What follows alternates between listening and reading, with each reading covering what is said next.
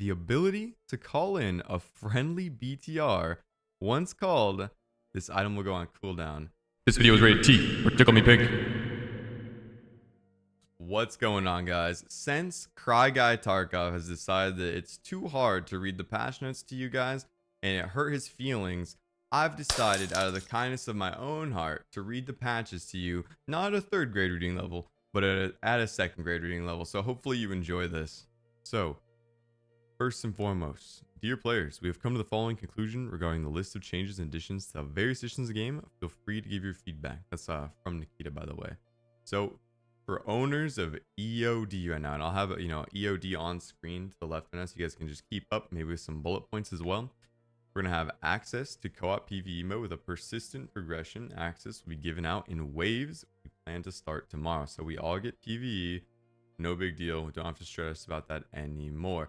There's going to be another element of PvE later on that I think is great to see, but we'll talk about that here in a second. We're going to get faster insurance return. If I remember quickly, this is 30% faster insurance return. If you stack this with therapists as well, so it sits in your insurance for longer and you get it back faster, it feels like you can get your insurance back in less than 24 hours, maybe even like 8 hours. I'm not sure exactly. If you don't know, insurance kind of fluctuates. It's not always the same exact time it'll come back. So let's say 12 hours. It'll be like 12 to 24. So sometimes you'll get it on that 12 mark. Sometimes you'll get it on that 24 mark. It'll be interesting to see if you roll like a bad dice on that 24-hour mark or 36-hour mark even. If you go ahead and run that 20% down on it. So let's say, what is 20% of 24 hours?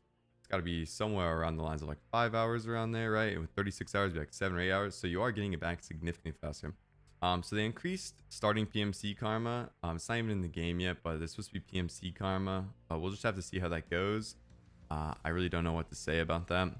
Access to a special stimulant craft. So the way this is phrased, I think this stim will probably be able to be found in game, but just people who have Edge of Darkness will be able to craft it. And who knows what this stim is going to be able to do.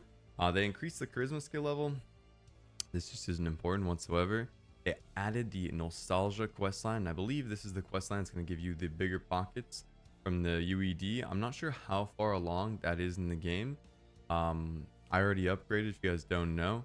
So we'll see, and we'll talk about should you upgrade later on. You're gonna get a unique PMC dog tag. I imagine it's gonna be a different color or something, stand out a little bit.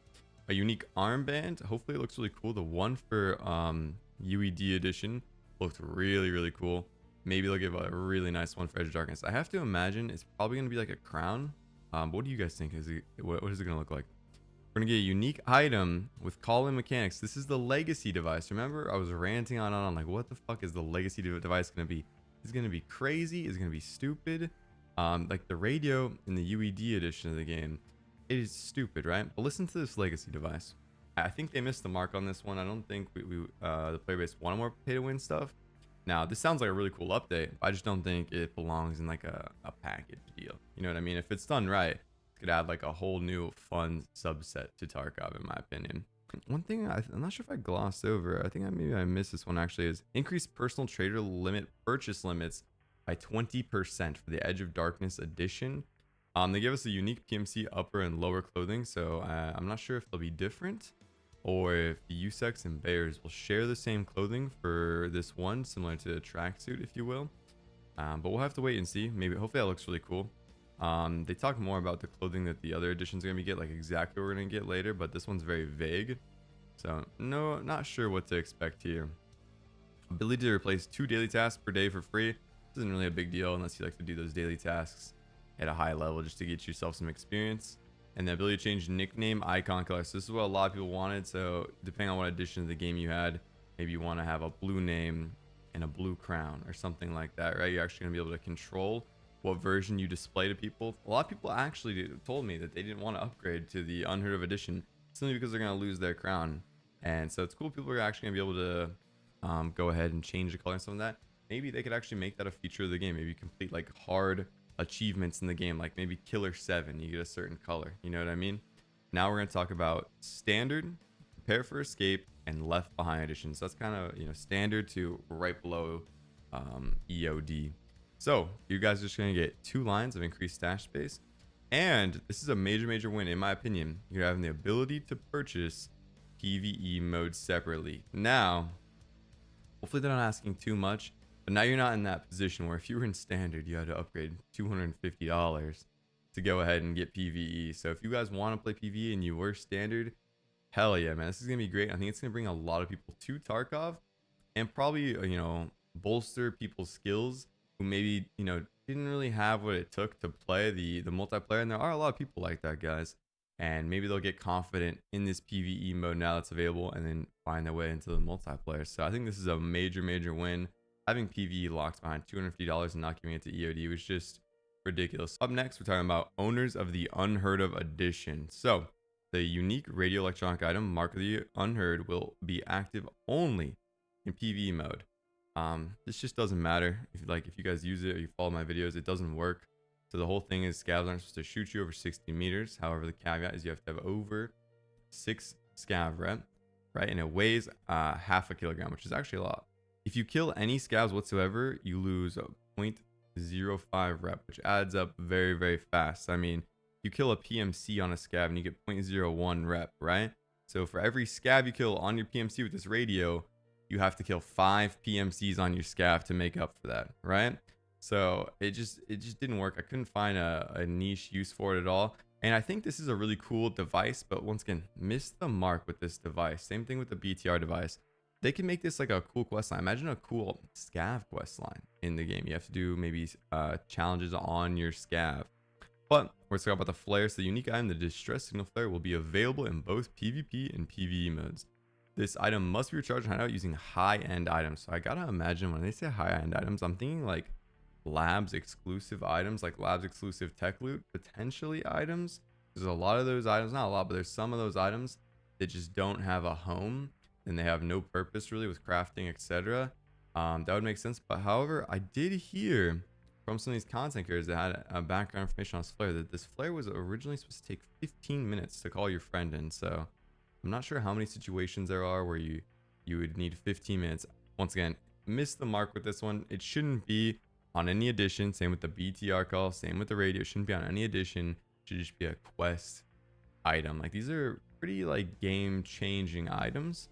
I just don't think they belong in any packages. So a $50 coupon for Escape from Tarkov purchases, additions and expansions for those who have upgraded from Edge of Darkness to the Unheard of edition with the old price. So that means if you paid $100 to upgrade, you get that $50 coupon. And that means you can use that for something like Arena, future additions or expansions. You should get DLC, knock on wood, if you had EOD before, right? You can get that for stash lines. You can use that for clothing, etc. And I do think what that means is we're not going to get those keys. If you remember, they promised to give us a, not a standard edition, but one of the higher versions of the game, a key to give away.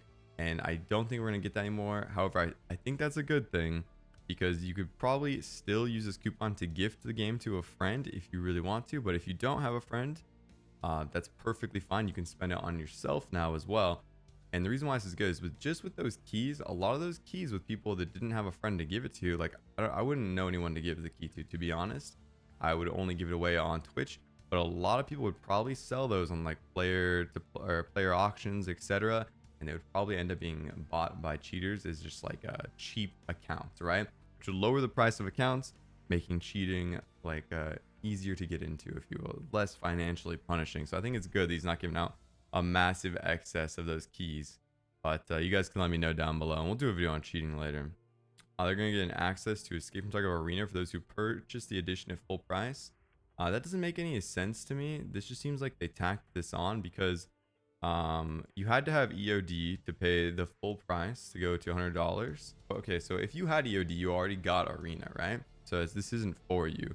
So anyone else who upgraded at full price, but at the same time, they never lowered the price for anyone besides EOD users. So this doesn't make any sense. So either this is worded incorrectly and people who went from standard to UED are now getting Arena, like EOD players got Arena, or nothing is going to happen because EOD players already had Arena, and if they paid it full price, it doesn't matter because they already have it if this doesn't apply to standard edition accounts. So it's kind of worded poorly. I swear I'm just not reading this at 2nd grade reading level, but we'll have to see. If you get UED, see if you have access to Arena. It should be coming out tomorrow. Unique PMC clothing, the Cultist jacket. So that'll be pretty cool. I'll have a picture on screen right now of what the Cultist jacket looks like. Could do some role playing as cultists. You could go, I don't know, sit in the fucking grass with a knife and shank some poor guy. And we also will be getting a unique PMC dog tag, and as well as ability to change nickname, icon, and color. So if you want, like I said, you want to have a blue crown, blue name, go for it. For owners of all editions other than Unheard edition, you're going to have the ability to obtain the items Mark of the Unheard and the distress signal device through in-game quests. This is weird because they did remove the Mark of the Unheard, like we talked about earlier, from PvP. It's only in PvE. So I guess you're going to be able to get it in PvE. And you're also going to get the distress signal device from quests. But I think everyone should have to get this, call your friend back in device from a quest. You shouldn't be able to pay for this, in my personal opinion. You guys can let me know down below. The ability to obtain expand PMC pockets through in-game quests. I thought that was the nostalgia quest that they talked about in the EOD edition. I'm pretty sure it is, but we'll have to see for sure. So you'll be able to get those big pockets as well, not just EOD users. And for owners of all editions other than Edge of Darkness, you're going to have the ability to obtain the legacy device through in-game quests. So that's the BTR call-in, and the ability to replace one daily task per day for free, which is kind of weird. So EOD owners are going to have a massive leg up, particularly when it comes to buying armor-piercing ammunition from vendors. A lot of them, like M62, you can only buy 80. You're going to be able to buy 96 now, which is going to be huge. Well, it'll be interesting to see how this is rounded up. So, for example, Tasmanian Tiger buying level 6 plates. You can only get one of those a reset from the the financially wise barter from Ragman. Is 20% gonna it wouldn't make sense for it to be 2 now, but it might actually happen. It depends how they round it up, etc. Because logically you would round that down, right? But maybe just because you're over that threshold, they'll just make that 2 now. So it might just add more to every single barter in the game. So we'll have to see how that goes. But I don't know, guys. What do you guys think about this? Personally, I think they've made everything right. I would just like to see the flare and the BTR removed from additions of the game, and simply just make those items, hard quests. Make them way up in the quest line. You have Lightkeeper to do for a task if you want. You have Cap to do for tasks you want. Maybe you can start a different quest chain for Mechanic where you and him come together and build this radio, right? Or maybe you and Jaeger come together. He sells flares and you build this special flare in a late game quest, and that would give people some goals later on. They can flush them out to have some lore in the game as well, and not just be like ridiculous tasks for no reason. And yeah, that would be personally what I would like to see, the last iteration of this. But you guys tell me, have they done right? I'm sure all your favorite streamers are going to be back in no time to be playing this patch. And yeah, that's all for me, guys. Make sure to smash the dislike button. Tell me to wrap my car on a poll in the comments down below. I look forward to seeing you guys on the stream. I'll probably be streaming right as this goes live, so feel free to come by, shoot the shit with me, come call me ugly, whatever you want to do, guys. And I'll see you guys in the stream and in the Discord. Have a great day, guys. Peace out.